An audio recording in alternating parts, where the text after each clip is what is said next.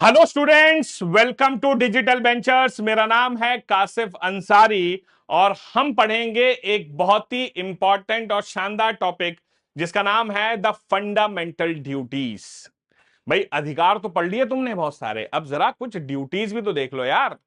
हर चीज अधिकार ही नहीं है, कुछ चीजें ड्यूटीज भी हैं तुम्हारी। हाँ जी। और उन ड्यूटीज का पालन करना पड़ेगा। तो सबसे पहले हम पढ़ेंगे introduction to the fundamental duties. देखो भाई, सबसे पहली चीज, जैसे मौलिक अधिकार हैं वैसे ही मौलिक कर्तव्य हैं, लेकिन इनका बहुत अलग हिसाब किताब है। सबसे पहली चीज, हमारा संविधान बन चुका था और इनको कोई जगह ही नहीं थी। इन्हें तो बाद में हमारे संविधान में ऐड किया गया। ये तो जगह ही नहीं थी भाई संविधान में, इनको तो बीच में कहीं से ऐड किया गया। जैसे फंडामेंटल राइट्स भाग 3 में है, डीपीएसपी भाग 4 में है, सेंट्रल गवर्नमेंट भाग 5 में है, तो इनको जगह बनाई गई। तो ये भाग 4A में है। ठीक है, हाँ जी, लिखिए। The fundamental duties are mentioned in the part 4A of the constitution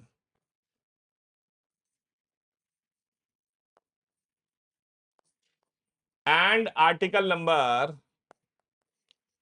51A deals with it. अनुच्छेद नंबर 51A इसका वर्णन करता है।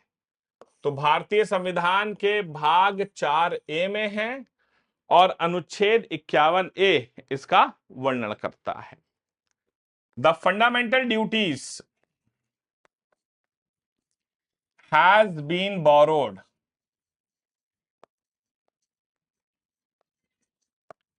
From the constitution of USSR.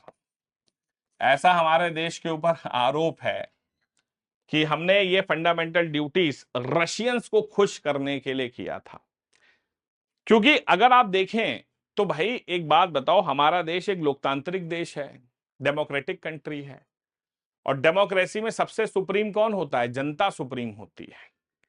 तो जब जनता सुप्रीम है तो जो चीज सुप्रीम होती है उसके ऊपर कोई कानून नहीं बना सकता है। जैसे आपके घर में आपके डैडी सुप्रीम है, आपके डैडी तो घर में कानून बना सकते हैं, आप डैडी के ऊपर कानून थोड़ी ना बना सकते हैं। डैडी आपसे कह सकते हैं रात में 8 बजे घर आ जाना, लेकिन आप थोड़ी ना कह सकते डैडी से कि रात में 8 बजे घर नहीं आओगे तो एंट्री नहीं मिलेगी। कह के देखना क्या होता है बेटा। बहुत बढ़िया फ्लाइंग चप्पल भी मिल सकती है आपको। तो डेमोक्रेसी में जनता सुप्रीम है, और जनता जब सुप्रीम है तो जनता के ऊपर आप कोई भी चीज इंपोज नहीं कर सकते। इसी वजह से दुनिया में बहुत ही कम, दो ही ऐसे डेमोक्रेटिक कंट्री हैं, लोकतांत्रिक देश ऐसे हैं जहां पर फंडामेंटल ड्यूटीज का कंसेप्ट है, और वो है इंडिया और जापान। भारत और जापान दो ऐसे डेमोक्रेटिक कंट्री हैं जहां पर फंडामेंटल ड्यूटीज होती हैं। बाकी इनका कंसेप्ट बेसिकली कम्युनिस्ट कंट्रीज जो थी, सोशलिस्ट कंट्रीज, चाइना, वियतनाम, इन्हीं सब जगहों पर था।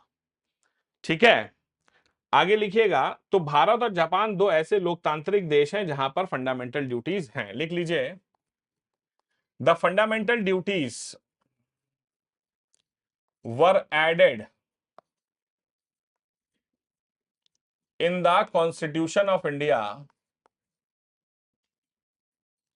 इन्हें भारत के संविधान में जोड़ा गया by the 42nd amendment act, 42वां संवैधानिक संशोधन 1976, on the recommendations of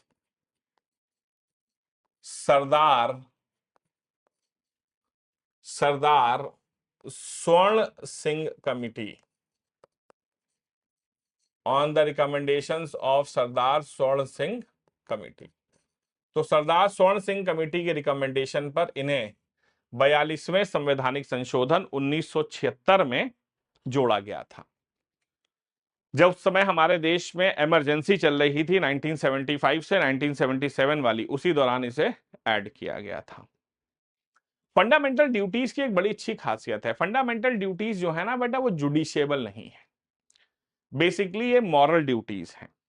moral duties का मतलब क्या होता है भैया? इसका मतलब ये है कि पालन करो तो ठीक है, और नहीं करोगे तो भैया कोई बात नहीं है। मतलब कहते हैं ना कि पालन करो तो ठीक है, नहीं करोगे तो फिर क्या कर सकते हैं। तो ज्यादातर फंडामेंटल ड्यूटीज जो हैं वो मॉरल हैं। कुछ फंडामेंटल ड्यूटीज जो हैं वो सिविक ड्यूटीज में भी हैं। जैसे आपको राष्ट्रीय ध्वज की इज्जत करनी है, वो सिविक ड्यूटीज हैं। मॉरल ड्यूटीज का मतलब होता है कि ठीक है, कोई बात नहीं, ठीक है, लेकिन सिविक ड्यूटीज थोड़ी सी लीगल ऑब्लिगेशंस में आ जाती हैं। लिख लीजिए, the fundamental duties are not justiciable. ये भी वही है बेटा, जुडिशियबल नहीं है। ये भी जो है जुडिशियबल, या आप कह लीजिए जस्टिसेबल इन नेचर।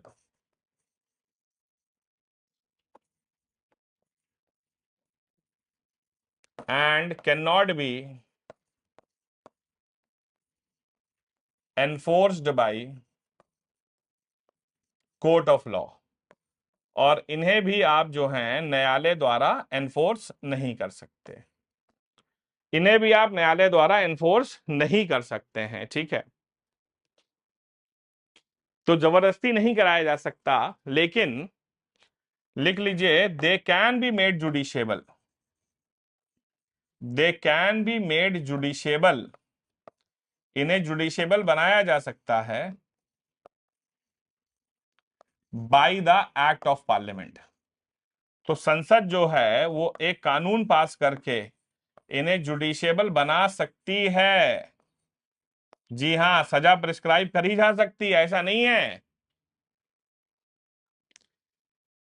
ठीक है। एक्ट ऑफ द पार्लियामेंट, जैसे अब राष्ट्रीय ध्वज के साथ भैया तुम कुछ गलत करोगे तो भैया कानून तो है उस पर, फिर ऐसा नहीं है कि आप जो मन चाहे वो करेंगे, ठीक है।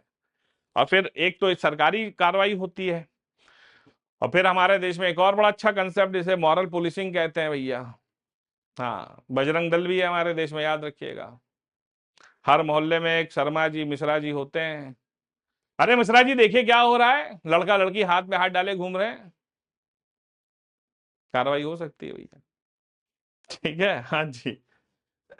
लिख लीजिए, मॉरल पुलिसिंग भी है हमारे देश में। लिख लीजिए, fundamental rights, sorry, the fundamental duties mostly are mostly moral in nature. ज्यादातर जो हैं ये बेसिकली मॉरल हैं, नैतिक जिम्मेदारियां हैं। But some of them are also civic duties. कुछ जो है इनमें से सिविक ड्यूटीज भी हैं। तो ज्यादातर मॉरल है, मॉरल मतलब नैतिक है, इस पे कोई कार्रवाई नहीं हो सकती। लेकिन कुछ जो हैं वो भाई साहब सिविक ड्यूटीज हैं, मतलब उन पे कार्रवाई भी हो सकती है अगर आपने नहीं किया पालन। हाँ जी, क्लियर है।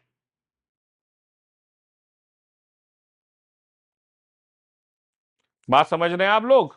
आगे लिख लीजिए। अब हुआ ये कि सरदार स्वर्ण सिंह कमेटी जो थी, और याद रखिएगा, अगर सरकार ने कोई कार्रवाई की है, कोई, जैसे सरकार ने कहा कि नेशनल फ्लैग की अगर आप इज्जत नहीं करेंगे तो उस पर आपको 10 साल की सजा मिलेगी, फॉर एग्जाम्पल, आप नेशनल फ्लैग की इज्जत नहीं करेंगे, 10 साल की सजा मिलेगी, तो आप इसको न्यायालय में जाके चैलेंज नहीं कर सकते हैं, ठीक है। लिख लीजिए, आप न्यायालय में से चैलेंज नहीं कर सकते। सरदार स्वर्ण सिंह कमेटी, जो सरदार स्वर्ण सिंह कमेटी थी, recommended 8 fundamental duties, but 10 fundamental duties were added. तो 8 की रिकमेंडेशन की थी लेकिन 10 को जोड़ा गया। एट प्रेजेंट, इस समय, there are total 11 fundamental duties mentioned in constitution.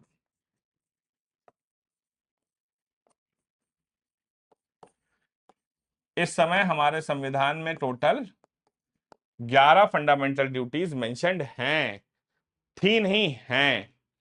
और जैसा कि मैंने आपसे बताया, पूछा जाए कि कौन से दो देश हैं डेमोक्रेटिक जहां पर फंडामेंटल ड्यूटीज हैं, वो भारत और जापान। क्लियर। और अब हम पढ़ने जा रहे हैं लिस्ट ऑफ फंडामेंटल ड्यूटीज। कुछ बहुत खास नहीं है, बस याद रखने वाली बात है, गो थ्रू करिएगा, ऐसा नहीं कि आपको याद रखना है, ठीक है। पहला है, मैं आसान भाषा में लिख रहा हूं तो टोटल 11 ड्यूटीज हैं। पहली, हमें we should abide by the constitution, abide by the constitution and respect national flag, national anthem. ठीक है, तो abide by the constitution and respect national flag and national anthem. तो हमारे देश का जो नेशनल फ्लैग है और नेशनल एंथम है, हमें संविधान के अनुसार चलना चाहिए और अपने देश के नेशनल फ्लैग और नेशनल एंथम की इज्जत करनी चाहिए। We should respect it. दूसरा है, cherish and follow the noble ideas of freedom and national struggle. तो हमारे देश के जो नोबल आइडियाज थे फ्रीडम के और नेशनल स्ट्रगल के, उनको हमें चेरिश करना चाहिए, फॉलो करना चाहिए। जैसे गांधी जी का क्विट इंडिया मूवमेंट, ठीक है, हाँ जी, हमारे देश का non obedience movement, civil disobedient movement, ये सब क्या है? ये सब हमारे जो है नोबल आइडियाज हैं, उनको फॉलो करिए। और नेशनल स्ट्रगल टू फ्रीडम के लिए जो हमारे आइडियाज थे, उनको चेरिश करना चाहिए, फॉलो करना चाहिए। Hmm to uphold, to uphold and protect the sovereignty, to uphold and protect the sovereignty, unity and integrity of India. तो देश की संप्रभुता, अखंडता और एकता को हमें जो है प्रोटेक्ट करना चाहिए। To uphold and protect the sovereignty, unity and integrity of the nation. बहुत अच्छी बात है बेटा, ये तो करना ही चाहिए। चौथा point, hmm to defend the country, हमें अपने देश की रक्षा करनी चाहिए।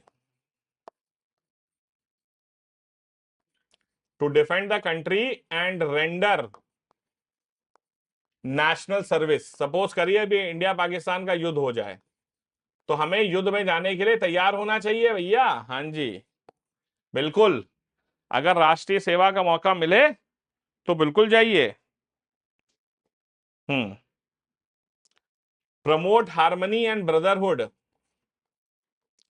देश में शांति और भाईचारा को बढ़ावा मिलना चाहिए बेटा, बिल्कुल अच्छी बात है। कितनी अच्छी अच्छी बातें कही गई हैं, देखिए ये हमारी ड्यूटीज हैं। देश में शांति को बढ़ावा दीजिए, भाईचारे को बढ़ावा दीजिए। Hmm hmm to preserve the, to preserve the rich heritage of the country, हमारे देश की जो हेरिटेज है उसको प्रिजर्व करिए भैया। तो हमारे देश की जो पुरानी धरोहर है उनका, उनको प्रिजर्व करिए। हाँ जी, we should preserve the rich heritage of the country. Hmm hmm सातवां, टू प्रोटेक्ट द एनवायरमेंट। अब आप देखिए, ये डीपीएसपी में भी था और यहां पर भी दिख रहा है, to protect the environment including forest, lakes, rivers, इन सब को भैया हमें प्रोटेक्ट करना है। जंगल हो गए, झीलें हो गई, नदियां हो गई, लेकिन हम क्या करते हैं, घर का सारा कूड़ा ले जाके नदियों में फेंकते हैं। डंपिंग ग्राउंड बना रखा है हमने नदियों को। ठीक है, हाँ जी।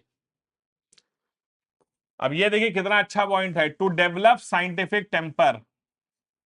टू डेवलप साइंटिफिक टेम्पर, हमें भैया जो है एक साइंटिफिक टेम्पर डेवलप करना चाहिए। ये नहीं कि व्हाट्सएप यूनिवर्सिटी पे खबर मची और उठा लिया भैया तलवार, चलो भैया लड़ाई लड़ते हैं। नहीं, तो साइंटिफिक टेम्पर होना चाहिए मेरे भैया, बिल्कुल। स्पिरिट ऑफ इंक्वायरी रिफॉर्म, पूछो पता करो क्या हुआ है, ये नहीं कि भैया सब गए और जो मन चाहा वो किया। यस, नवा point, to safeguard public property. To safeguard public property, सरकारी संपत्ति की रक्षा करना। लेकिन हमारे देश में क्या होगा, जहां जरा सा बवाल होगा सबसे पहले ट्रेन फूंक दो, सरकारी बसें फूंक दो। तो भैया सरकारी संपत्ति को हमें सेफगार्ड करना चाहिए, हम नहीं करते हैं। Hmm hmm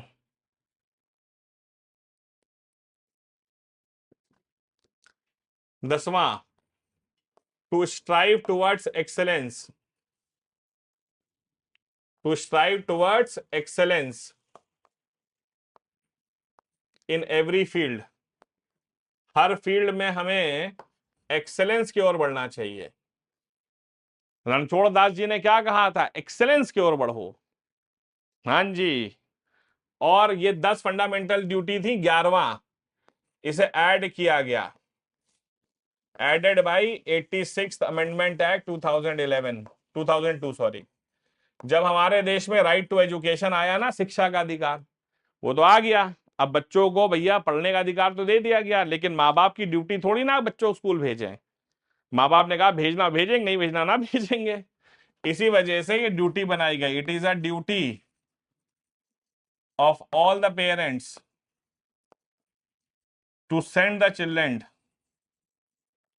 to send their children of 6 to 14 years to school. ये हर माँ बाप की जिम्मेदारी है कि अपने 6 से 14 साल के बच्चों को स्कूल भेजें। लेकिन वही बात है भैया, माँ बाप नहीं भेजेंगे तो आप उनको उठा के जेल में थोड़ी ना डाल देंगे। ये ड्यूटी कही गई है कि भैया हर माँ बाप की जिम्मेदारी है कि अपने 6 से 14 साल के बच्चों को स्कूल भेजें, क्योंकि 86th अमेंडमेंट एक्ट में ये कहा गया कि हमारे देश में भाई साहब शिक्षा का अधिकार है, लेकिन माँ बाप बच्चों को भेजेंगे तभी तो बच्चे शिक्षा लेंगे, ऐसे कहां से ले लेंगे। सो ये हो गया भैया हमारा done. This ends with your topic of fundamental duties. तो हमारा फंडामेंटल ड्यूटीज टॉपिक खत्म हो गया, छोटा सा टॉपिक था। I hope you enjoyed the class. मिलते हैं अगली क्लास में, till then do take care of yourselves, have a nice day. जय हिंद, जय भारत एंड वंदे मातरम।